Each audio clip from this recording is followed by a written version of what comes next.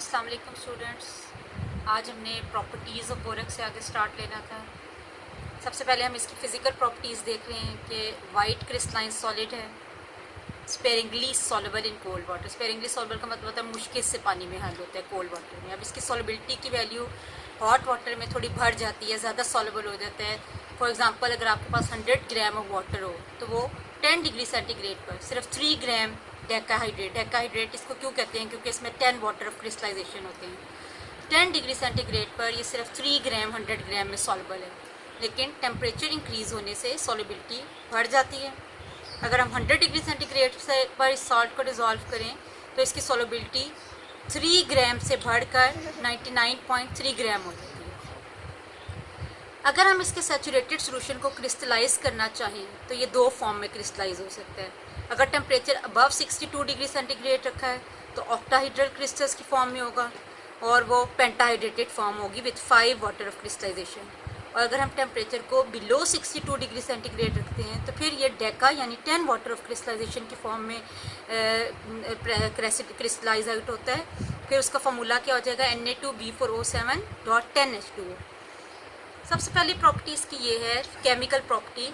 यहाँ तक तो इसकी फिजिकल प्रॉपर्टीज़ थी। केमिकल प्रॉपर्टीज़ क्या है कि इसका जो एक्वस सोल्यूशन होता है, वाटर में जो हम इसका सोल्यूशन बनाते हैं, उसकी नेचर अल्कलाइन होती है, क्योंकि ये वाटर में हाइड्रोलाइज हो जाता है। वाटर में हाइड्रोलाइज होने के बाद ये NaOH और ऑर्थोबोरिक एसिड प्रोड्यूस करता है। ऑर्थोबोरिक एसिड एक वीक बेस है जो कि आयनाइज नहीं होती ज़्यादा, और NaOH स्ट्रॉन्ग बेस है जो कम्प्लीटली आयनाइज हो जाता है सोडियम आइन में और हाइड्रोक्सिल आइन में। प्योर वाटर जिसका pH 7 होता है वो इसीलिए न्यूट्रल pH रखता है क्योंकि उसके अंदर हाइड्रोजन आइन और हाइड्रोक्सिल आइन की कंसनट्रेशन इक्वल होती है। लेकिन जैसे ही जो NaOH प्रोड्यूस होती है जिसके अंदर फ्री हाइड्रोक्सिल आइन लार्ज अमाउंट में प्रोड्यूस होते हैं, इस हाइड्रोक्सिल आइन की वजह से क्या होता है, वो बैलेंस मेंटेन नहीं रखता और हाइड्रोक्सिल आइन की कंसनट्रेशन हाइड्रोजन आइन से बढ़ जाती है और pH 7 से बढ़ जाता है। इस हाइड्रोसिस को अगर हमने रोकना है, प्रिवेंट करना है, तो हम ग्लिसरीन की प्रेजेंस से इसको रोक सकते हैं। अगर हम बोरेक्स को स्ट्रांगली हीट करें, ये डेल्टा का साइन हीटिंग को रिप्रेजेंट करता है।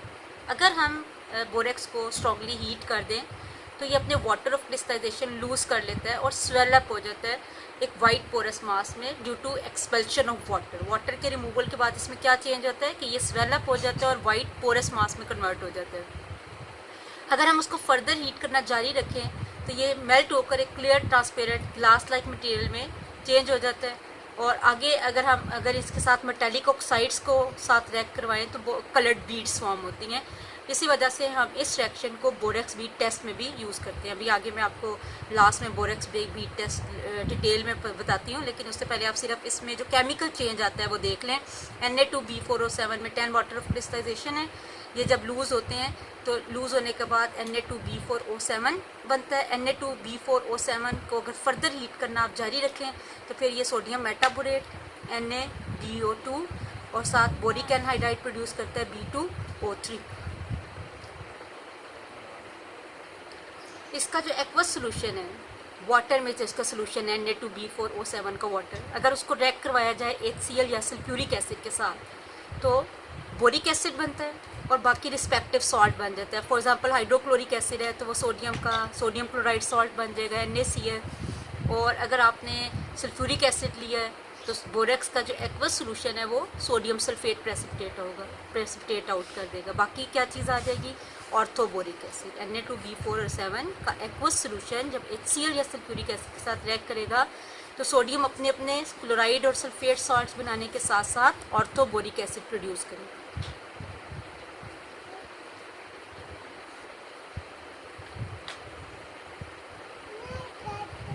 नंबर 4 प्रॉपर्टी बोरेक्स की क्या है, अगर हम बोरेक्स को अमोनियम क्लोराइड के साथ स्ट्रांगली हीट कर दें तो बोरोन, जो बोरेक्स में बोरोन मौजूद होता है, वो अमोनियम क्लोराइड के नाइट्रोजन के साथ बोरोन नाइट्राइड दे देता है। सोडियम अमोनियम क्लोराइड के क्लोराइड आयन के साथ रिएक्ट करके सोडियम क्लोराइड सॉल्ट दे देता है। B4O7 अपनी एनहाइड्रिक फॉर्म B2O3 में भी कन्वर्ट हो जाता है और साथ में जो साइड प्रोडक्ट बनता है वो है वाटर। तो सोडियम आइन क्लोराइड आइन के साथ sodium chloride B4O7 boric anhydride में भी कन्वर्ट होता है और इसका बोरोन नाइट्रोजन के साथ बोरोन नाइट्राइड प्रोड्यूस करता है। और एक साइड प्रोडक्ट यहाँ पे वाटर भी प्रोड्यूस होते हैं। तो जब रिएक्शंस एग्जाम में पूछे जाते हैं तो आपको ये कंप्लीट प्रोडक्ट्स दिखने चाहिए कि बोरेक्स अमोनियम क्लोराइड के साथ किस तरह से रिएक्ट करता है to form sodium chloride, boron nitride, boric anhydride and water. अभी ऊपर मैंने रिएक्शन नंबर 1 आपको पढ़ाया था, ये उसी की डिटेल है। जब बोरेक्स को वाटर में डिज़ोल्व किया जाए तो पहले ये खुद आयोनाइज हो जाता है सोडियम आयन में और टेट्राबोरेट आयन में B4O7-2। फिर क्या होता है कि जो इसमें से टेट्राबोरेट आयन है वो वाटर 7 वाटर ऑफ मॉलिक्यूल्स के साथ हाइड्रोलाइज हो जाता है।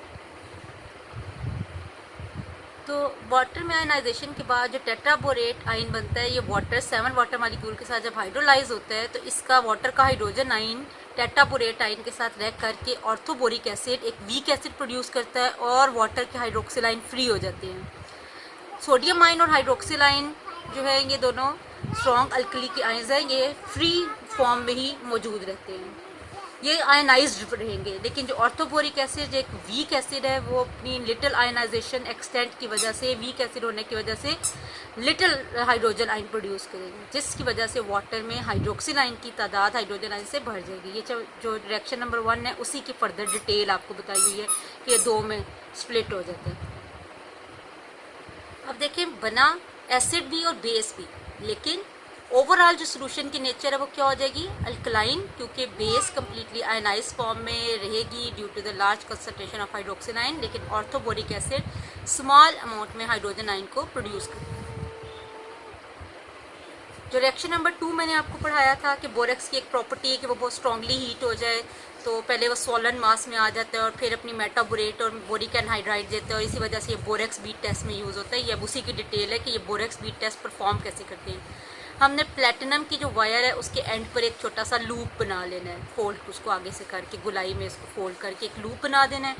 फिर इस वायर को हम लोगों ने हीट करना होता है और लिटिल पाउडर्ड बोरेक्स, थोड़ी सी क्वांटिटी में पाउडर बोरेक्स उस लूप के ऊपर, हॉट लूप के ऊपर आपने जो है ना वो होल्ड करना होता है। उसको वंस अगेन हीट कर लेते हैं जब हम उसके ऊपर बोरेक्स पाउडर रख चुके होते हैं। बोरेक्स के अंदर हीटिंग पे क्या क्या चेंजेस आते हैं, पहले तो ये स्वेलअप होता है।